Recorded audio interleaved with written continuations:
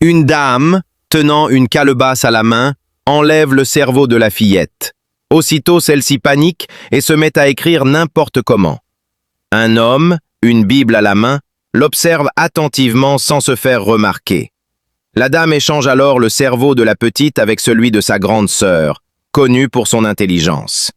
Immédiatement, l'aînée commence à rédiger des absurdités et rature tout son travail, tandis que la cadette retrouve une étonnante clarté d'esprit. Elle efface ses erreurs et reprend son exercice avec assurance et exactitude.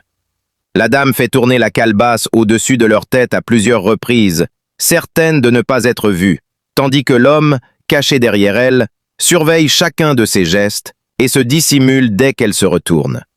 Avant de partir, elle vérifie le cahier de la petite, affirme que le travail est bien fait, jette un regard satisfait vers l'aîné en difficulté, puis s'éloigne discrètement. La mère appelle sa fille. La fillette, souriante, court lui présenter son exercice parfaitement réussi.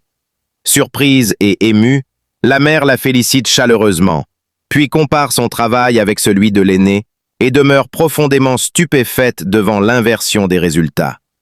À cet instant, l'homme sort de sa cachette et révèle la vérité. Les cerveaux ont été échangés à l'aide de la calebasse. La grand-mère survient et tente de récupérer l'objet, mais la mère, indignée, l'accuse d'avoir orchestré cet acte injuste envers son enfant. Refusant d'accepter cette situation, elle élève la voix, invoque le nom puissant de Jésus et prie avec foi.